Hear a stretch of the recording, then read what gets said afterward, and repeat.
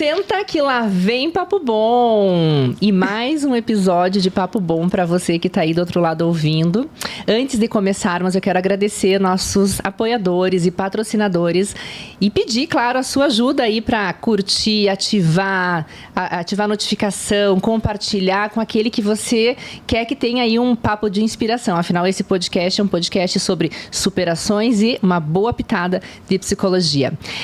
Agradecendo aqui aos nossos patrocinadores e apoiadores, Clínica Centro Hospitalar São Paulo e Dr. Victor, muito obrigada pelo apoio de vocês. Quero agradecer ao André Bartolini, que é o responsável pela nossa beleza, de deixar em dia essa carinha aqui, que muitas vezes está cansada, mas o André dá um jeito. Fran e Ali do To You Hair Salon, que também cuidam do meu cabelo há mais de 15 anos e podem cuidar do cabelinho de vocês, deixando saudável, bem feito, com afeto, com carinho. Eles são realmente maravilhosos.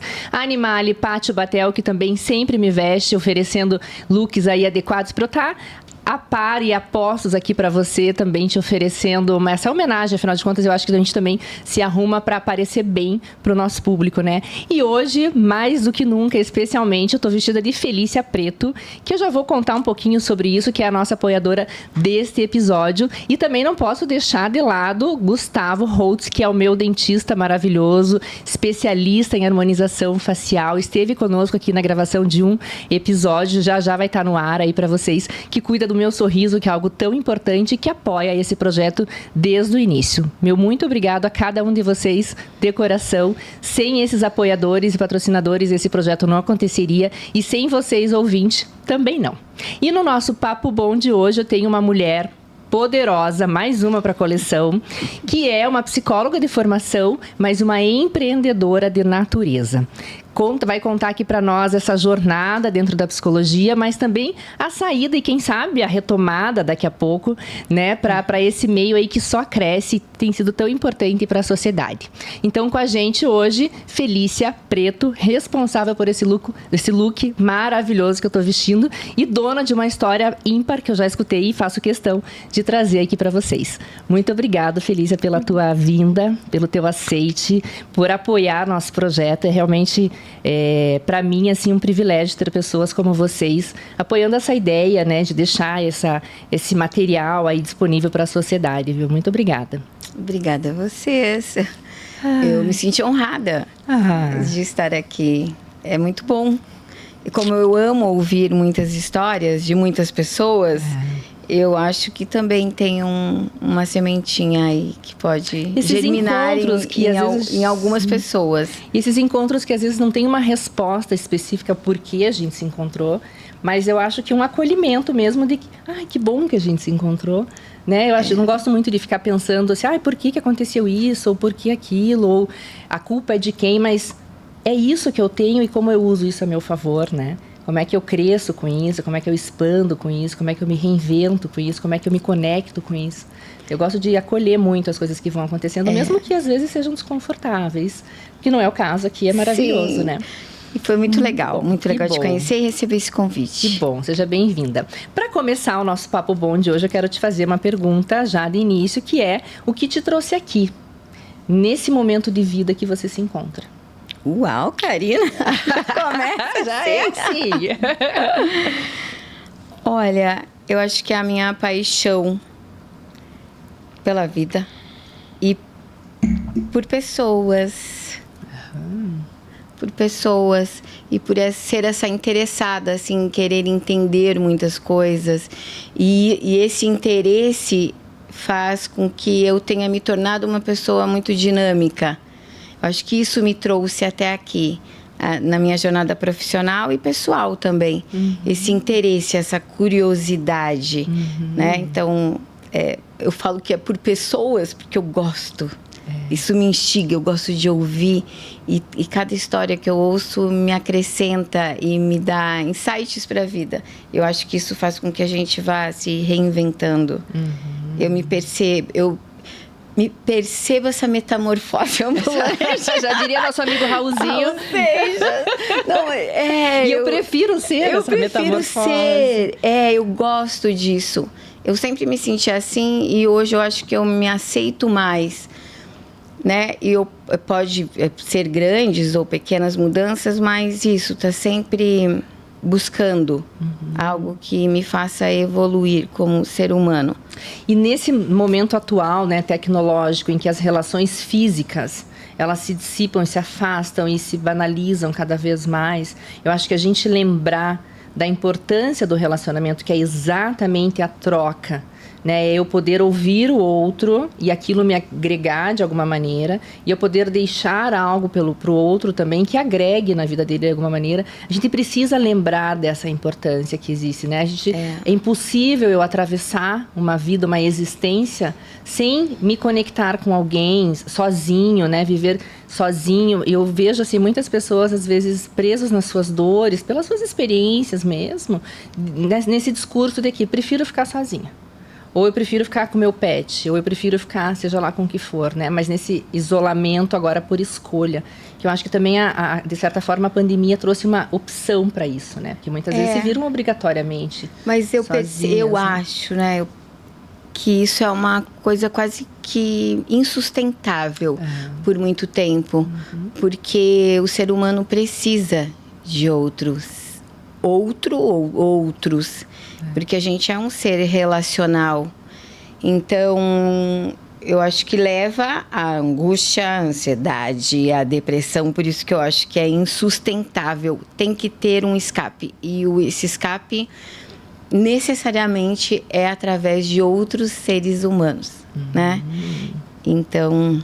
Que eu acho que é um lugar também de muitas vezes se amenizar esse sentimento de angústia. Quando eu escuto o outro e a dor do outro, eu perceber muitas vezes que a minha nem é tão grande assim. Que, né, não e é eu tão acho que é muito legal, assim, e isso eu fui vendo com a maturidade, né? O quanto é importante, o quanto a gente se autovaloriza as nossas dores. Então, e quando você começa a partilhar das suas dores, e que tem momentos na vida que é muito difícil você se desprender por vergonha ou por qualquer sentimento, mas quando você partilha disso, seja na terapia ou num grupo de apoio, com profissionais ou com amigos, e você tem essa escuta para a vida das outras pessoas, você vê que a tua dor é a mesma que de todos. Que está todo mundo enfrentando, e que está todo mundo enfrentando algum tipo de dor. E isso faz com que você não valorize tanto aquilo que é só teu, e por vergonha. Não! Todo mundo. E que até eu me acomode naquele sentimento de pudor, ou naquele sentimento de vergonha, ou naquele sentimento de medo, né? Que eu consiga ter a emoção do que me aconteceu, óbvio, mas eu não preciso entrar nesse sentimento prolongado, nesse sofrimento prolongado, de que aquilo é o fim do mundo, né? Que afinal de contas aquela pessoa também passou, superou e já está em outra história, então também comigo pode acontecer isso. E quando a gente fala, né, através da fala, assim, é lindo isso. Eu acho que você vai acomodando as coisas e da escuta também você vai vendo que eu falei que essa valorização da gente mesmo, tipo, não, o meu sofrimento. Você fala, cara, não é. Não é, porque todo mundo tem uma dor. Não só uma, várias dores. E daí você fica menor nisso, você não fica tão grande. A tua dor também não fica tão grande. E que mesmo apesar de tudo e contudo, a gente sempre tem algo a oferecer, né? Isso. Sabe, Karina, que eu tenho praticado, porque isso é um exercício. Eu passei um tempo da minha vida muito acelerada e fazendo 1000 coisas ao mesmo tempo, com a chegada dos filhos, né? Eu tenho 2 pequenos, empresa nova. 3 filhos. 3 filhos, praticamente. Tem 3 filhos que tem que dar certo, né? É um que a gente deseja mesmo. Mas cada vez eu tenho tentado estar mais presente. E até, assim, como eu tenho loja, é também tudo muito rápido e as pessoas chegam até a gente, sejam clientes, ou dedicar este momento de escuta. Se eu não posso, eu realmente não posso, mas poder olhar para outra pessoa. Porque tá todo mundo tão no automático que eu até brinco que as pessoas falam assim, não é mais bom dia, daí eu falo noite. Noite, porque você está desejando um bom dia. Aí você já corta o bom dia, tô batendo aqui para dia, tudo, você nem quer ouvir se a pessoa tá bem ou não. Tá só cumprindo uma formalidade, às vezes. Que é um protocolo, que as pessoas estão muito nós somos protocolares, mas assim, perceba o que você está falando e também o que você está ouvindo, porque é incrível o que as pessoas têm para oferecer. Sim. As pessoas têm para oferecer e a gente tem. Ou o que as pessoas estão precisando também. Precisando. Né? Outro dia eu perguntei para uma amiga, como é que você está? Ela falou, péssima. Desculpa te responder isso, mas é que eu tô péssima. Eu falei, mas eu te perguntei porque eu quero saber de você. Me conta. Posso te ajudar de alguma maneira? Para um instante. Dá um ouvido, né? Uma escuta para aquela pessoa afetuosa, porque esse protocolo é um protocolo social. Como é que você tá? Mas ele pode se tornar um protocolo afetuoso. De olhar no olho e saber como é que você está hoje. Que é um real interesse, né? Você tá assim, tá tudo bem, mas não tá. E ok, não tá. Eu tenho tentado exercitar, estar atenta a isso. Até quando eu estou muito assim no dia a dia, engolida pelo dia a dia, eu falo, não, calma, eu posso sentar e tomar um café decente com a Karina e ouvir realmente ela do que já está pensando na próxima coisa que eu vou fazer, né? Porque isso realmente estava me deixando mais ansiosa, impaciente e irritada. Que eu vejo como o mal do século. Então, isso é um exercício meu. Mas eu acho que é válido. Porque daí você começa a considerar mais o outro. E, automaticamente, a gente. E teve momentos aí na tua trajetória que você percebeu que você precisava tomar essa decisão sobre uma pequena pausa, oferecer um tempo decente, como você disse, para si mesma. Né? Hoje, até quando eu estive na tua loja, depois que eu escolhi tudo, a Aline me ofereceu um café. Eu falei, eu gostaria de sentar por um instante e tomar um cafezinho. Porque eu ainda tinha um tempo. Então, eu sentei e degustei aquele café. Fiquei ali sem escolher nada, sem fazer nada. Fiquei um instante para me recarregar para o resto do dia. Porque é isso, deixa eu dar uma carga antes do próximo compromisso. Mas é autoconsciência, né? Sim. E é um gostar desse viver bem, sabe? Desse contemplar.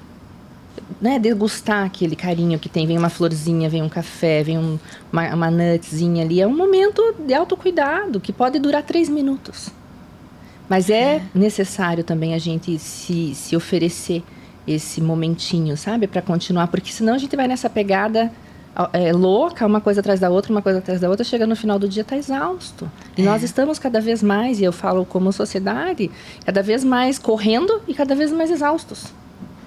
E indo aonde? Não mudou nada na minha vida no sentido de perda, ter 3 minutos de pausa ou 5 minutos de pausa, mas mudou muito no aspecto de qualidade, de estar presente, de contemplar, de me auto-perceber, de desfrutar. E aí sim é um agradecer, né? Ai, estou aqui agora, por um instante. Esse é um estado, é um estado de consciência, né? Que é um exercício, de às vezes você tá... Calma.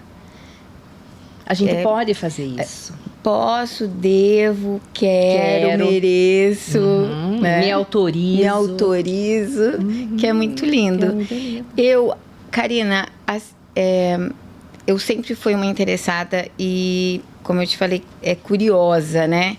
Então, assim, quando eu fiz psicologia, eu fiz psicanálise durante 5 anos com psicanalista. Era meio que uma pré-adolescente não, já era uma mulher, mas eu percebo, então isso na época da faculdade, mas eu sempre estive em busca dessa consciência, mas que eu tenho posse dela com mais clareza, eu acho que depois da chegada dos filhos.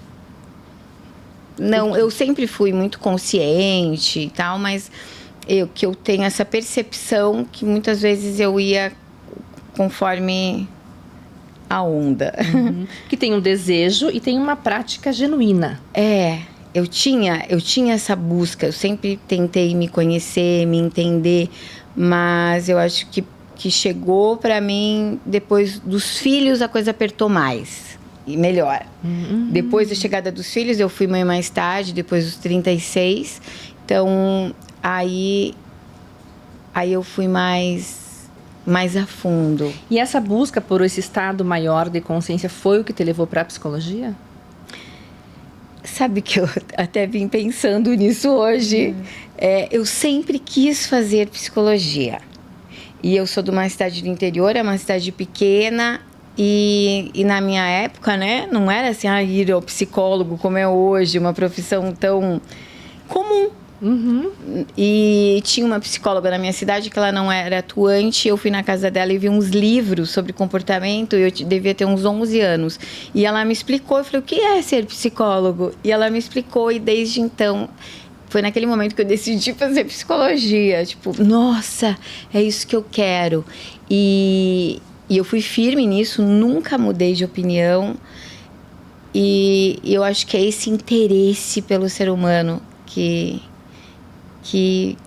fez eu fazer psicologia e depois eu ir em busca do meu caminho, que a faculdade de psicologia exige isso, né, de alguma forma, para as pessoas mais sensíveis, que elas têm que se terapeutizar para aí poder atender. Foi quando eu fiz análise e depois dei um tempo, e quando chegou meu primeiro filho, 7 meses depois eu comecei a terapia e estou com a minha psicóloga até hoje, full time, sem parar.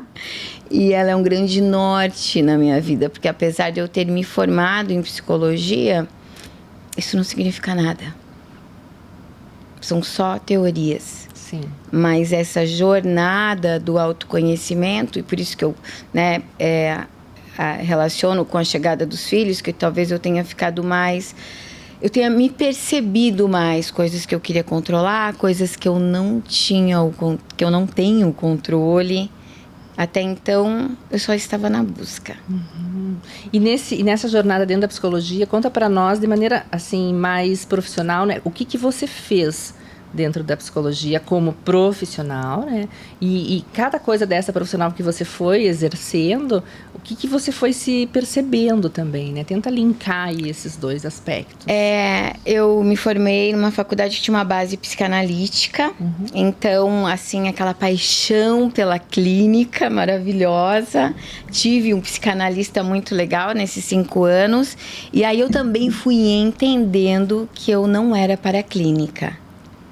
Por um auto-julgamento, assim, muito crítico. Eu nunca me achei perfeccionista, mas eu tinha uma crítica, assim, nossa, eu tenho que entender de tudo, de todas as culturas e de tudo para não julgar e não...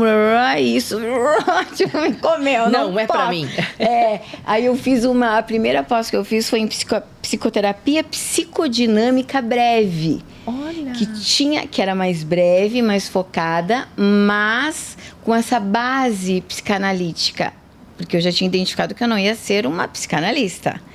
Fiz essa formação e aí surgiu uma oportunidade para trabalhar com avaliação psicológica, que é o diagnóstico. Sim.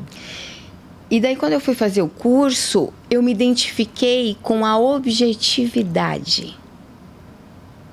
Então, isso foi no final, eu já tinha me formado, porque até então eu achava que eu ia ser psicóloga clínica. E estava se vendo ali quase sem opção já. Porque sem opção e já com uma angústia.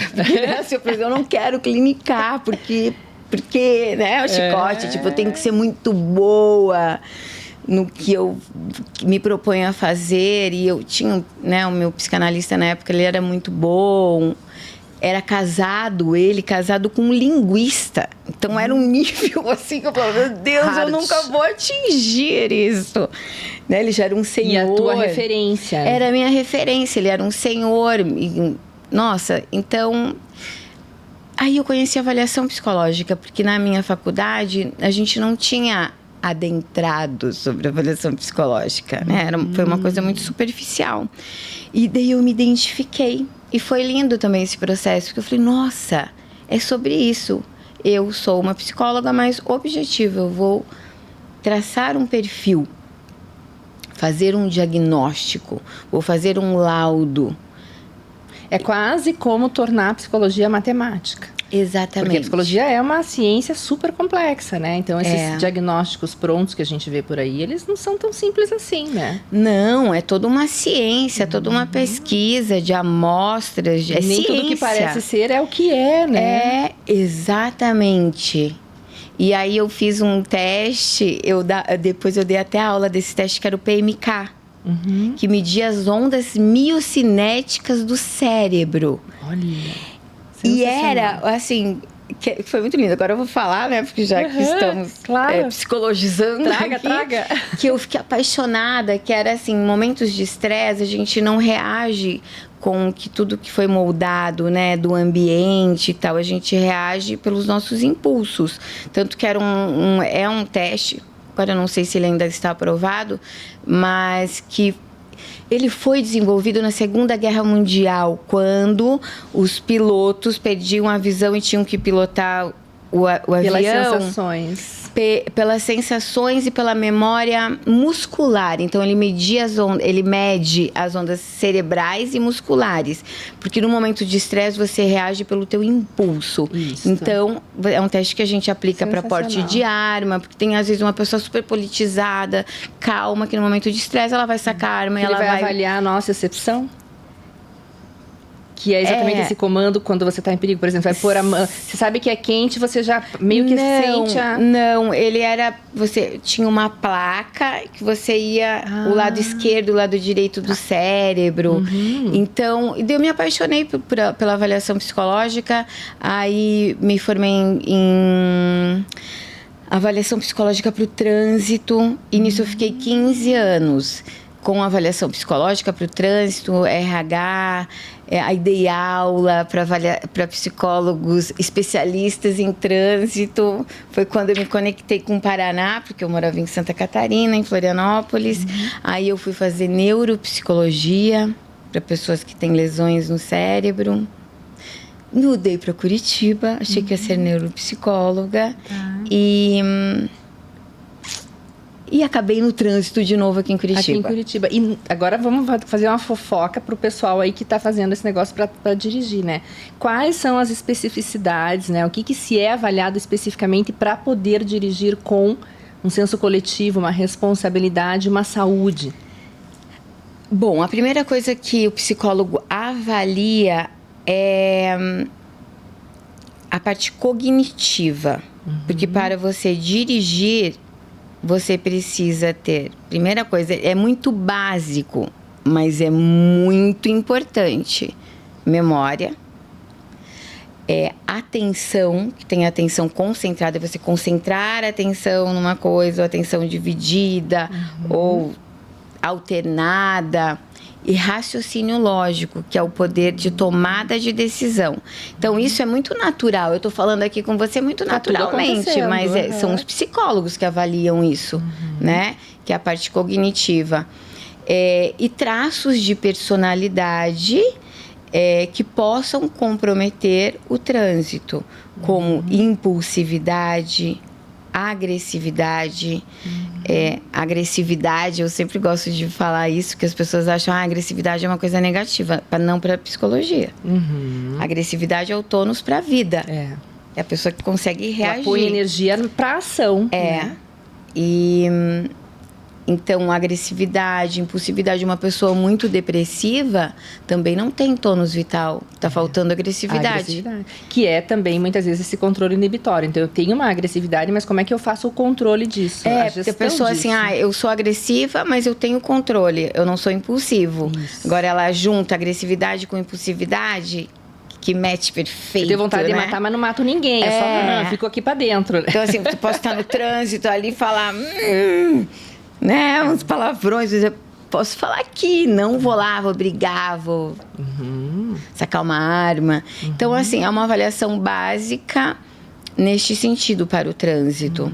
Aí tem norma, e daí o que eu dei aula na época para psicólogos, e eram psicólogos do Brasil inteiro que iam se formar em Floripa, era para especialista em trânsito. Eu dava aula de normas e procedimentos. Que a avaliação psicológica, ela é isso, ela é ciência. Então, tem normas para o trânsito, né? O que você deve avaliar. E procedimentos, porque eu não posso aplicar a técnica, por exemplo, de um teste para você de uma forma, para a Luísa de outra. Sim. Então, isso é procedimento. O procedimento é protocolar. Você tem que seguir aquilo para você ter o mesmo nível, conseguir colher os mesmos dados, que vão ser diferentes da Karina e da Luísa. Então, nisso eu fiquei 15 anos. Porque quando você estabelece um método, o método é fixo. A resposta ao método é que é a variável. Exatamente. É onde se aparece a análise, né? Por isso que não dá para ser feito cada um de um jeito, né? E isso serve para tudo na vida quando você quer ter um estudo sobre. Exatamente. Ou quando você quer ter um resultado que você possa medir. Perfeito, Karina. Muito legal. E aí ficou quanto tempo dentro da psicologia? 15 anos. A sociedade perdeu muito com a tua deixa. Eu acho 15 que anos é uma pena. como atuante CRP, né? E sempre fui muito atuante, assim, até no CRP aqui no Paraná foi muito legal. Mas hoje eu me considero mais psicóloga do que nunca, sabia? Eu acho muito bonitinho isso. É Eu diferente, acho. mas agora você clinica, quase. E até nessa percepção, assim, porque para você desenvolver um produto, Felícia Preto é uma empresa nova, né? É Tem uma quanto criança tempo? de 8 anos 8 que anos. corre com mais autonomia e sabe um pouquinho mais o que quer e onde pode chegar. Eu faço essa relação muito com a infância, assim mesmo, né? Esperamos chegar na idade adulta muito firmes Muito e fortes. fortalecida, madura e autônoma. Mas... Então, gente, eu faço de tudo um pouco, né? Então, para você desenvolver um produto e para ele ser eficiente, eu tenho que pensar nessa mulher. Como ela vive, o que é importante para ela, como ela senta. Quem é a Karina que faz um podcast? O que ela tem que sentir quando ela veste uma roupa? Então, uma roupa é uma roupa. Não, não é só uma roupa. A roupa é uma armadura, né? A armadura é um pouco forte falar, mas é sim. E nós somos signos e significados. Exatamente. A gente conversa e vive e existe nesse mundo através dessas metáforas todas, né? Então, eu me considero, talvez porque é uma coisa mais fluida, né? E essa escuta, porque isso para desenvolver um produto eficiente, né? Que é um cuidado que eu tomo. Então, assim, quem é essa mulher? Como ela se posiciona? O que ela deseja? E para você continuar no mercado, você tem que ouvir algo que é o mais precioso para a Felícia Preto hoje, que são nossas clientes. Que é o que eu falo para o pessoal do comercial que está na loja. O maior ativo que eu tenho, como eu não fico, né, na loja, por pouco, é a escuta delas e o que elas vão transmitir para mim. Do que a Karina foi lá, do que ela gostou, se ela achou esse decote um pouco baixo, um pouco alto, como ela se sentiu.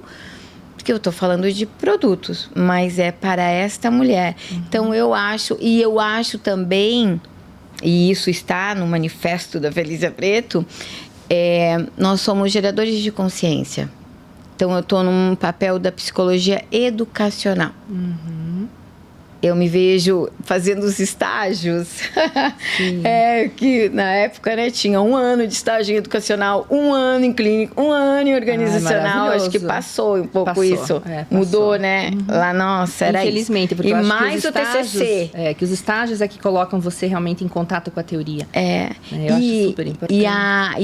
E eu me vejo muito na psicologia educacional, porque na época você vai até a comunidade, entender aquela cultura, quem são aquelas pessoas, para desenvolver um projeto educacional. E eu me vi em muitas cenas, eu sou uma pessoa meio emocionada, mas assim, de eu ficar, cara, que lindo isso!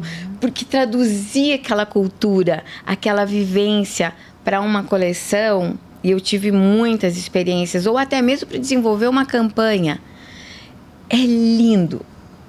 É pura psicologia. Entender aquele contexto, né? Para poder oferecer algo que seja de fato funcional, necessário e que agregue como um todo, não só numa partícula, né? Mas que realmente faça sentido para aquele núcleo em que existe aquele indivíduo. Para aquele núcleo, que aquela informação consiga chegar até a Karina que não participou daquilo, mas que a gente vai plantar uma sementinha na Karina, uma curiosidade sobre aquela cultura. Então, é muito psicologia educacional, né? E por que você deixou a psicologia oficialmente? Depois que eu tive os filhos e como eu não estava praticando a avaliação neuropsicológica e estava muito no trânsito, o trânsito é repetitivo. Sim. né? Por essas normas que tem que serem cumpridas. Então, eu tava meio sacuda.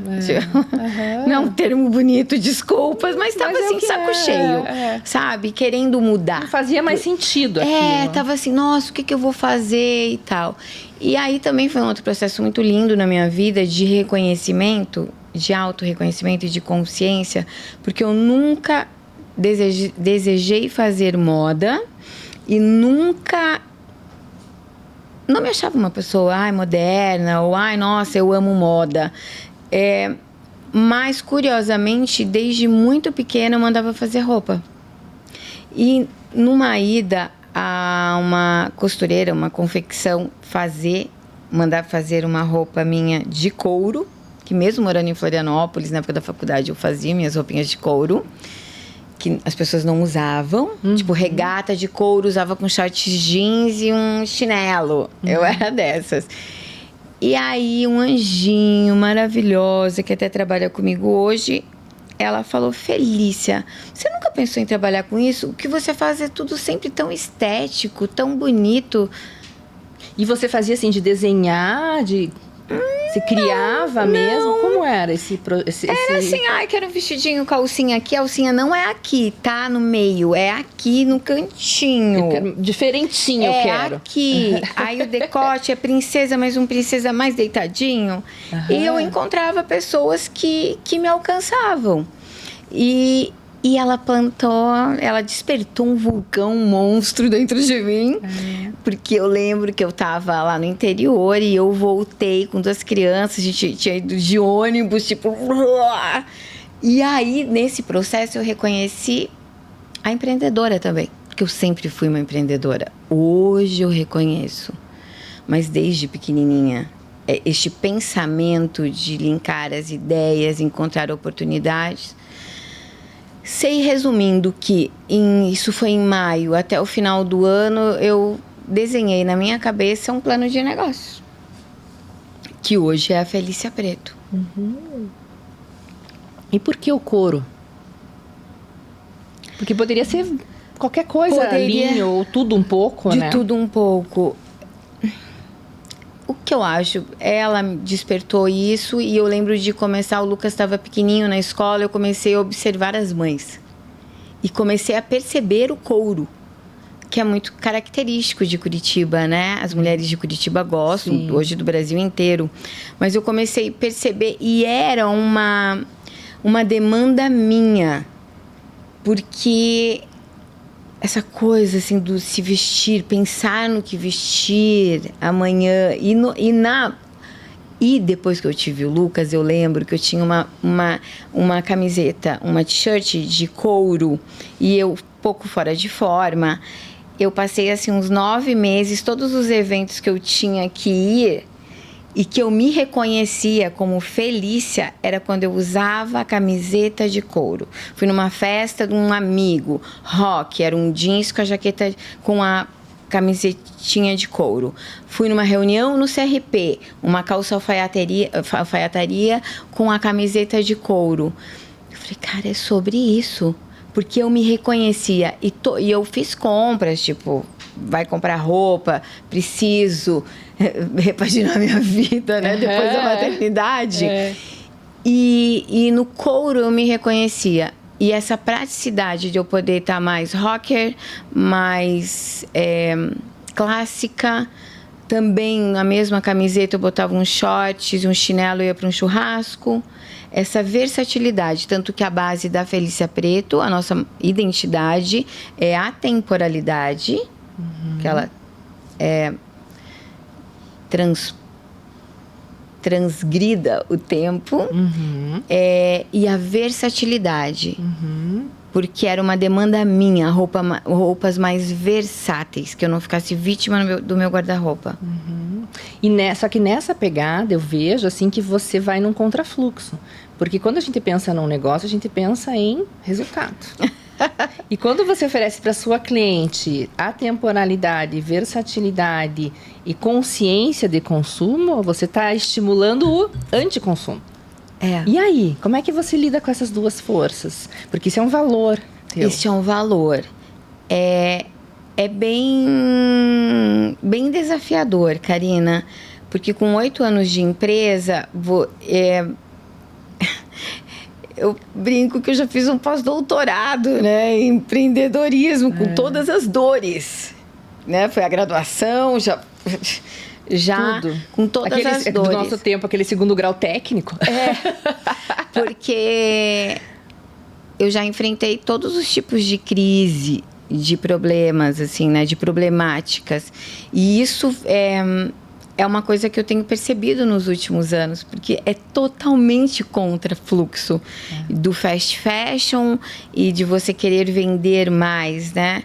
Mas hoje eu não abro mão disso, mas entendo que o negócio precisa ser saudável e eu vendo produto. Então, eu tenho me debruçado realmente, assim, no último 1 ano e meio em cima disso, entendendo a dinâmica desse negócio, porque ele precisa ser lucrativo e gerar impacto positivo. Porque senão, para mim, não faz sentido. Achar essa justa medida mesmo, né? Porque eu nunca sonhei em ter loja. Ainda, para mim, essa parte comercial é um grande desafio, porque eu não sou comercial. Sim, você vem da área de saúde, onde a gente não aprende a gerir um negócio, nós temos uma tendência assistencialista. Essa é a briga interna, porque eu não vou me trair, né? Esses são os meus valores, mas ao mesmo tempo eu vivo numa sociedade que emite boletos. E precisa, e o negócio precisa ser lucrativo. Tanto que até nos últimos 2 anos foi com uma microfisioterapeuta muito legal que ela falou, olha, eu falava sempre, relacionava, a Felícia Preto é meu 3º filho. Aí ela pontuou de uma maneira muito incrível, que eu consegui ter a escuta, né? Porque talvez ela tivesse falado em outro momento, eu não teria. Sim. Ela falou, não, um filho é fundo perdido. Você não fica contabilizando o que você gastou com um filho. Uma empresa, não. Uma empresa, ela tem que ser lucrativa. Senão, não faz sentido. Eu posso ganhar dinheiro com muitas outras coisas. Mas a Felícia Preto é lucrativa, mas é desafiadora. Muito desafiadora. Até porque a nossa cliente, eu vejo pelo meu próprio guarda-roupa, essa calça que eu estou. Eu tenho elas há uns 5 anos. É uma peça que fica. E a gente passa para os nossos filhos. Mas a gente pode fazer, eu acho que esse posicionamento hoje para mim ele é inegociável, da qualidade, e a gente pode oferecer outros produtos sim, que com tem boa uma qualidade, gama, né? Que isso que é legal também. Porque o couro ele é uma perfumaria. Você vai numa multimarca, não tá abarrotada de couro, né? Ela é uma perfumaria. Ele é específico. Tá ali, específico. Por exemplo, essa segunda pele que a gente tem feito, linda, com barrinha de lenço. Mas que agora eu percebi que a minha também tem o dedinho. Olhando a sua, que é coloque, por favor, Karina. Que assim, a costura dela não é de overlock, né? Overlock eu falo que é aquela máquina que é maravilhosa também, mas então eu me proponho a isso. Mas é um outro acabamento, né? Outro acabamento. Então, eu me proponho a isso. Errar, a gente erra o tempo todo. Que bom. A gente não tem compromisso com o erro. Então, é sempre fazendo o melhor.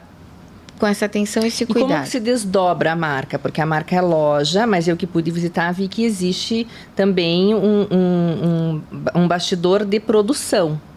Como que é a Felícia como um todo, assim? Eu sempre pensei na Felícia Preto como uma marca, não como uma loja. Para que outras pessoas vendessem, ou seja, as multimarcas. Porém, quando você começa o negócio, você vê que a viabilidade talvez não é... Geralmente não é aquilo que a gente planejou. Sim. E daí nós começamos a vender no varejo. Já fazemos vendas também no atacado para multimarcas venderem, mas hoje o foco é o varejo. Nós tínhamos um showroom, surgiu a oportunidade pós-pandemia desse espaço em que a gente está, que ali é mais do que uma loja, né? Ali é todo o carro-chefe da Felícia Preto, ali fica a inteligência da Felícia Preto, porque nós desenvolvemos produtos. Então, lá em cima, que você conheceu, lá a gente desenvolve toda a parte administrativa, porque ela é burocrática. Embora a venda, beleza, né, e tudo isso, é uma empresa como outra qualquer. E aí eu sofri muito no processo de gestão. Sofro até hoje, mas hoje com menos dor. Quais os principais desafios que você encontrou aí? Liderar pessoas, cuidar de números. Era reconhecer primeiro a minha liderança. Eu não me reconhecia, Karina, nem como uma empreendedora e nem como uma líder. Claro. E eu, depois, como uma gestora, e entender e abraçar tudo isso. Então, eu resisti a isso. Porque eu começou de um sonho e esse sonho foi rápido, se realizando de uma maneira fluida. E, então, foi o meu grande desafio. Hoje, eu teve um momento que eu pensei, olha, se eu continuar sofrendo com isso, não é. Eu vou dar um tempo para isso. E aí eu entendi que isso é ar de eterno. Porque empresa é processos e pessoas, pessoas e processos, processos e pessoas, pessoas e processos. Você sempre vai ter problema com pessoas e vai estar sempre ajustando processos. E aí um facilitador que fez eu ter essa visão de empresa, embora eu não fosse uma empresária e não tivesse prática em empresas, foi a minha experiência em normas e procedimentos. Porque quando eu criei a Felícia Preto, eu tinha essa noção que eu tinha que ter procedimentos, que são os processos. Então, isso eu acho que foi um grande facilitador, porque eu já sabia que tinha que ter sistema, tinha que ter planilha, tinha que ter controle, como as pessoas iam atuar. O vendedor tem que fazer isso, o administrativo tem que fazer aquilo. Então, isso, eu tinha essa noção. E isso eu acho que eu já saí lá na frente. Como eu, por exemplo, que a minha base é administração, né?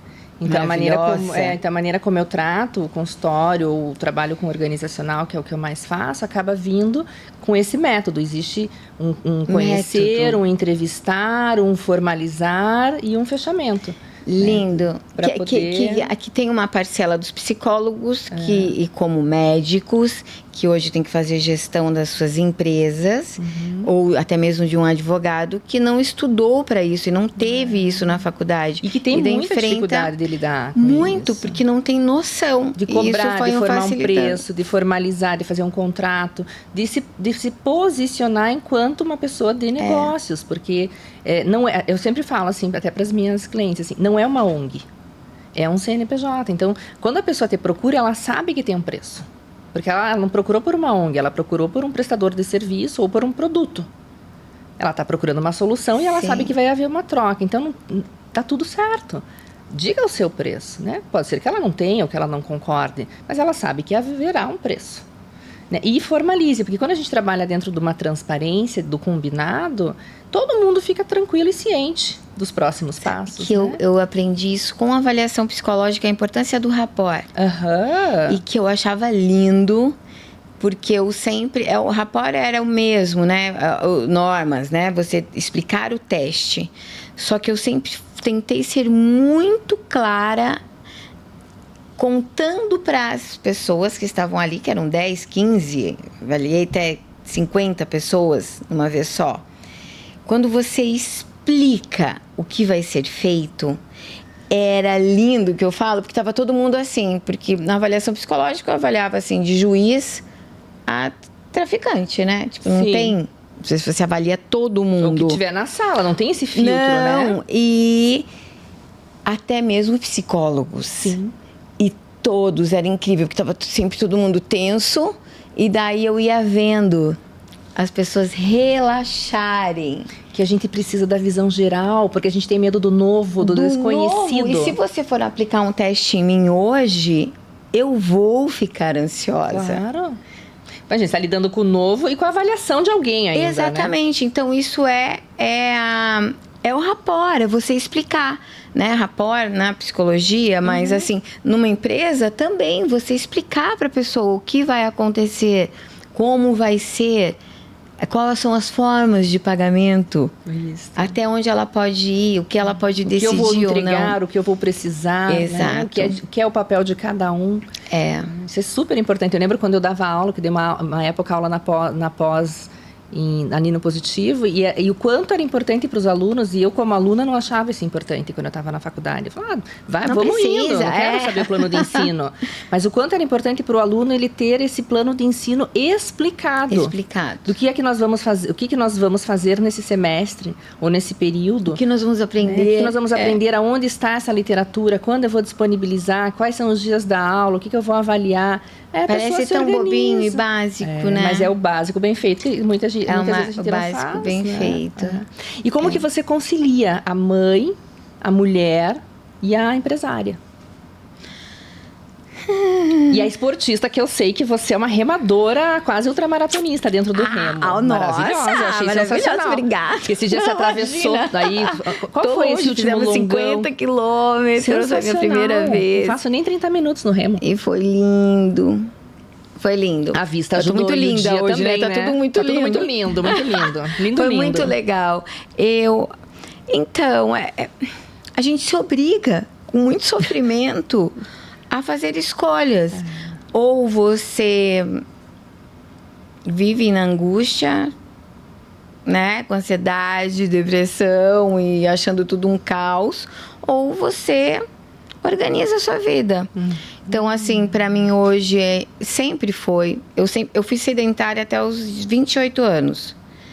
Sedentária, sempre magra, mas assim, não fazia atividade física, nunca tive um esporte. Mas daí descobri a corrida. E nunca corri muito, mas se você corre 1 quilômetro, você já é um corredor. E se você tem um corpo, você pode ser um atleta. Exatamente. E aí eu descobri que atividade física para mim é a minha grande terapia. E claro que assim, o Lucas está fazendo 11 anos hoje. Parabéns, Lucas. E eu nunca mais parei, desde os meus 28 anos. Fases muito assim, praticamente não treinando, né? Treinando uma semana, 2 vezes por semana, na outra uma, na outra nenhuma, mas não parei. E agora eu retomei. Mas eu retomei com mais assim todos os dias. Você vai treinar, né? E já tá dentro da minha cabeça e já vou automático. Mas tento conciliar com presença. E entendi os meus horários e que eu preciso, para ter a entrega que eu dou para Felícia Preto, eu preciso do meu tempo. E eu sou uma pessoa que eu preciso do meu momento de silêncio, de ficar sozinha. Então eu fui organizando minha vida para isso. Nos filhos maiores, né, que é possível também eu chegar em casa e falar: mãe, precisa dar uma relaxada, me deixe em paz por um pouquinho. Eu gosto de oferecer essa visão geral, de dizer: hoje eu não tô legal. E eu aviso as minhas meninas: hoje eu não tô legal. E elas já sabem que eu sempre fiz quieta. Isso. Porque essa coisa, às vezes, da mãe ficar nesse lugar de perfeição, eu não quero que meu filho me veja chorando, eu não quero que veja que eu tô mal. Não, eu quero que veja.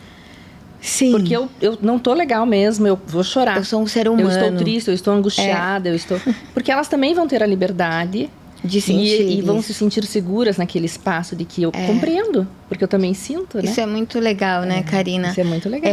Eu sempre tive essa prática com as crianças, de tentar, claro, né, poupando eles de muitas coisas, mas de eles entenderem que é possível, sim. A mãe, e muitas vezes cheguei em casa: olha, eu estou exausta, eu estou estressada, a mãe está irritada, eu vou brigar com vocês e vocês não tem nada a ver com isso. Só que então, por favor, me deem um tempo.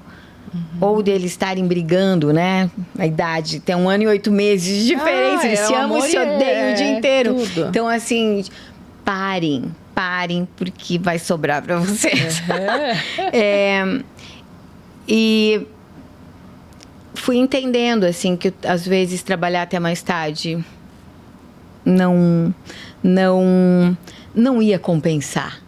Que às vezes eu tenho que me retirar da mesma forma como às vezes, quando o bicho está pegando mesmo, não é me trancando no escritório, ficando 24 horas que a coisa vai se resolver. Talvez é numa saída para a cidade vizinha, que eu falo, tomar um café na cidade vizinha. É o que vai... oxigenar, o que vai me oxigenar. É o que vai trazer a solução. Eu fui entendendo isso. Eu funciono dessa forma. Porque pesava muitas coisas para mim. E eu acho que isso é uma característica da mulher. Eu falo por mim, né, Karina? Mas eu acho que a mulher... E era o grande conflito, voltando à sua pergunta, da minha gestão. E que eu fui me terapeutizando.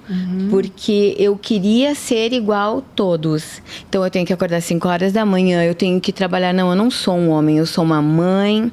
Hoje sou a mantenedora da minha casa. Eu sou mãe. Eu sou uma mãe sensível, que gosta de estar com os filhos. E a minha gestão vai ser diferente. E eu demorei bastante tempo para... Olha, 8 anos... para abraçar isso. O meu estilo de gestão é diferente. E é isso... E por isso a Felícia Preto é grande. Porque eu queria me enquadrar. Não, mas então eu vou ter que ser uma líder assim, ou, né? Não. Você tem que fazer o seu estilo de gestão. E eu resisti a isso. Até que eu entendi, e por isso hoje estou mais confortável, e posso falar, hoje eu sou sim, sempre fui uma líder e aprendi a ser gestora nos últimos anos, porque eu abracei a Felícia. Que eu acho que também tem esse se despir de prepotências, de que sim, eu sou.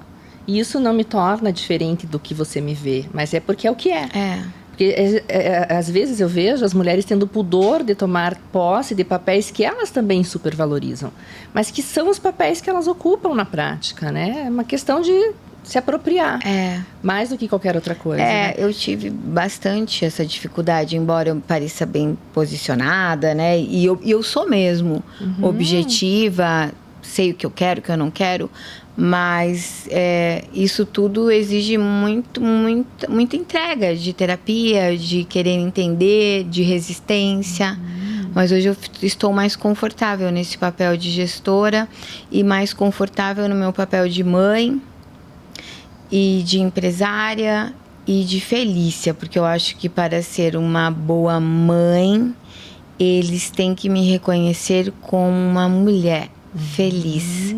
E por isso eu estou tão remadora. Remadora agora, Nem fluindo. estou, na verdade, não. Mas é porque eu acho que eles têm... É isso, eles vão crescer, eles vão fazer a vida deles. E eles têm que... Eu quero que eles me reconheçam como uma mulher feliz e realizada. E de que maneira que você cuida do teu feminino quando você está num papel que é tido tanto como masculino, socialmente falando, né? Que é essa provedora. Ai, tão difícil, né? Mas... Difícil, a resposta é difícil. Eu sou extremamente feminina. Eu acho que é me colocar nesse papel vulnerável mesmo. Eu preciso de apoio. Eu acredito em relacionamento saudável.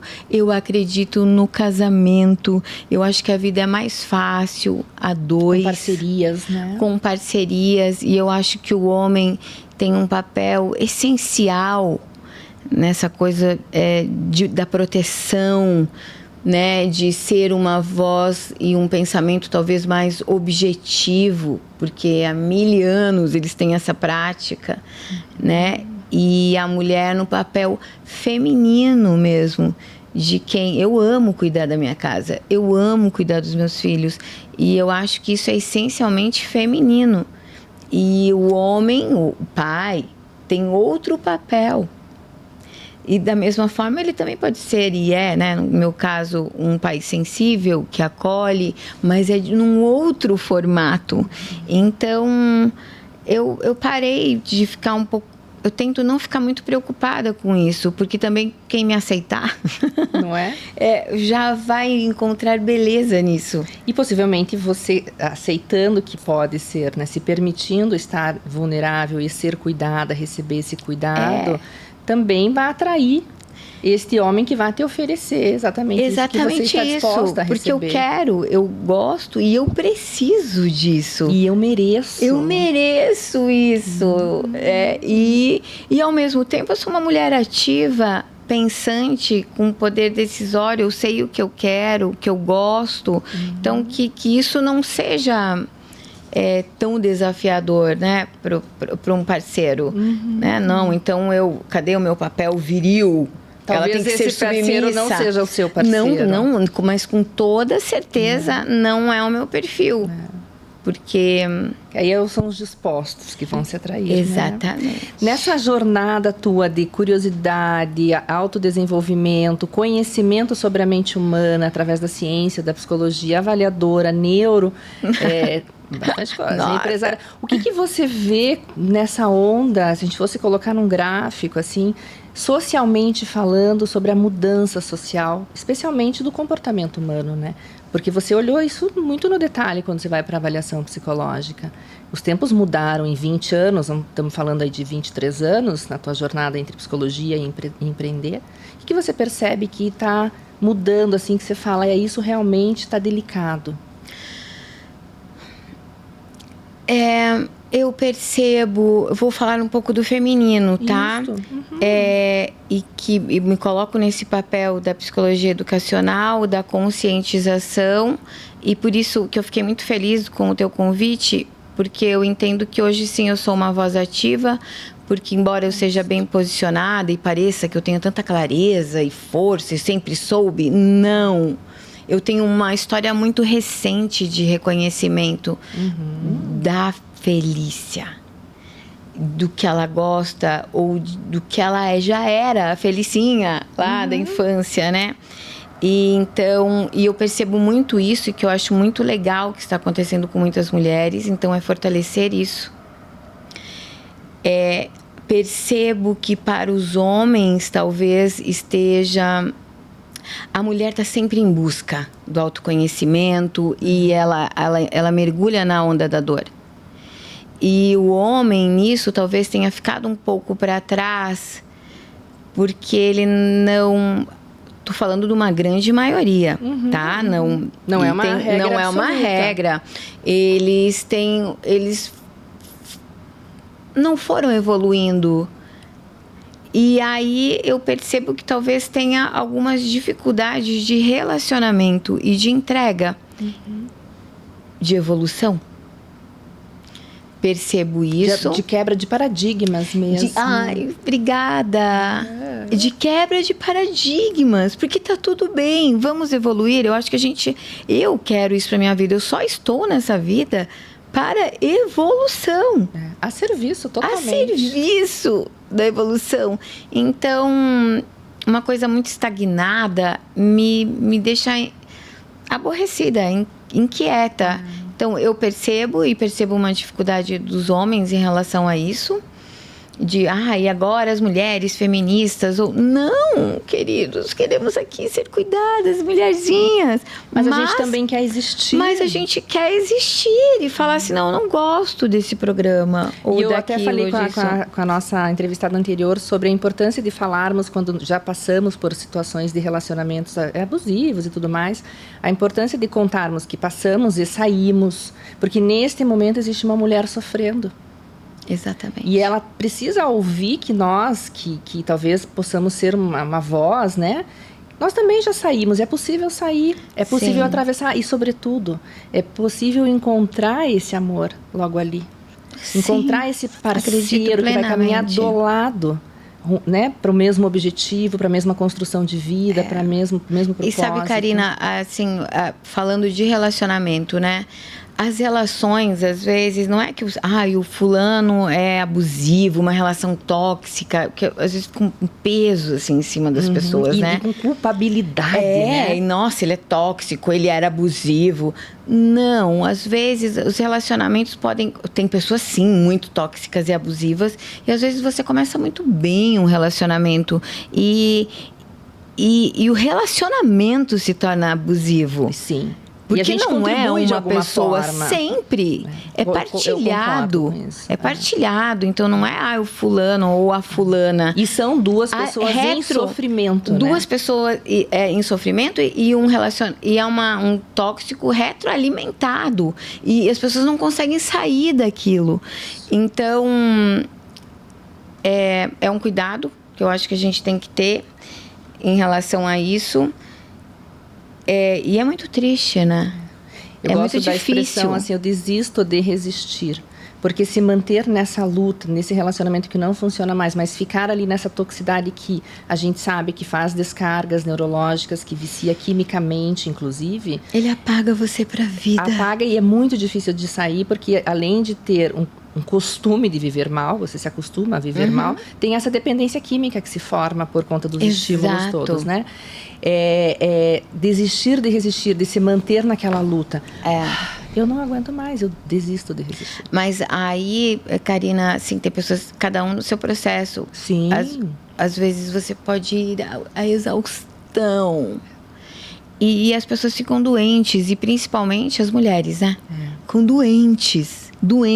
Por isso acho que a importância imensa de se ter o terapeuta, a psicólogo, a psicanalista que faça esse auxílio, né? Como você mesmo falou, assim, eu tenho a minha psicóloga que é... Karina, ela... Eu até nem acabei nem falando, né? Mas nem vamos... do processo terapêutico, como eu cheguei na Felícia Preto. Mas ela me auxiliou nisso. E até no meu divórcio também, ela foi uma figura fundamental para eu estar aqui bem hoje. Porque é difícil. O que ela conseguiu te ajudar a controlar ou a gerenciar no processo em si? Porque é isso, às vezes a gente tem que dar um tempo, recuar, esperar. Eu acho que hoje, né, assim, foi perceber coisas que eu não poderia controlar. Que eu tinha esse desejo de controlar. Que tem coisas que eu não consigo controlar o outro. E às vezes nem os meus próprios desejos. Aprender a me acolher e que eu sou a minha maior cuidadora. E que hoje eu falo isso para os meus filhos. Quem é teu maior cuidador? Eu falo, sou eu, mãe. Mas é real, oficial isso, porque a gente sempre projeta para o outro. Então, assim, são 10 anos de entendimento. Sou eu que me cuido. Eu cuido daquela Felicinha lá atrás, que eu fecho até o olho, porque hoje eu consigo imaginar ela. Eu cuido dela. Porque eu sempre tive isso de ter projetado um cuidador, um salvador, alguém que... Não, eu tenho que me cuidar, por isso eu tenho que fazer atividade física. Eu tenho que me cuidar para eu estar bem para os meus filhos, minha empresa. Então, eu tenho que estar bem. E ela, Andréia, o nome dela, ela me trouxe muito isso. E de me acolher mesmo, porque o chicote era grande, pesado. O que você diria para Felicinha? Vai bem linda, aproveita. Viva! Que eu estou aqui. Cuidando de você. Cuidando de você. Só seja você. Muito bom. Que por um tempo eu dei uma castrada, assim. Eu acho que agora eu tô... Uma sufocada nessa menina sonhadora. Nessa talvez. menina sonhadora. Porque a vida vai castrando a gente, vai sufocando a gente. E é isso. E é pra todo mundo. Então, foi um resgate, assim, que a terapia, a psicoterapia que eu faço até hoje. E pra que parar, né? Tá dando certo. Né? Não tem. Hoje a gente faz mais um auxílio, assim, mas é engraçado, né? É preventivo agora. É preventivo, mas mesmo assim, às vezes eu percebo como é importante não deixar. E o que vem daqui pra frente? Porque você tá fazendo um material mais virtual, você tá falando um pouco mais sobre o empreender, né? O feminino no empreendedorismo. Quais são os seus planos aqui, suas perspectivas daqui pra frente? Olha, não tem muito controle sobre ela. Apenas sonhando. Eu nesse processo de reconhecimento de quem sou e o que eu posso ajudar outras pessoas, eu fui entendendo esta Felícia, o percurso como empreendedora, como mulher, de uma história vivida, né? De uma maturidade que é só minha. E o quanto eu posso ajudar outras pessoas. Não sei ainda o que vem pela frente, Karina. Felícia Preto continua, né? Isso não existe plano B para Felícia Preto. Mas eu tô tentando agora, é um exercício, não é sair da caixa, mas é abrir a caixa. Né? Abre a caixa. Eu até vejo o mantra, tipo, abre a caixa e faça o que você tem que fazer por hoje, porque eu fiquei me projetando muito tempo lá na frente. Eu sei onde eu quero chegar, mas eu tenho feito esse exercício muito nos últimos 2 anos. Levanta e faz o que você conseguir hoje.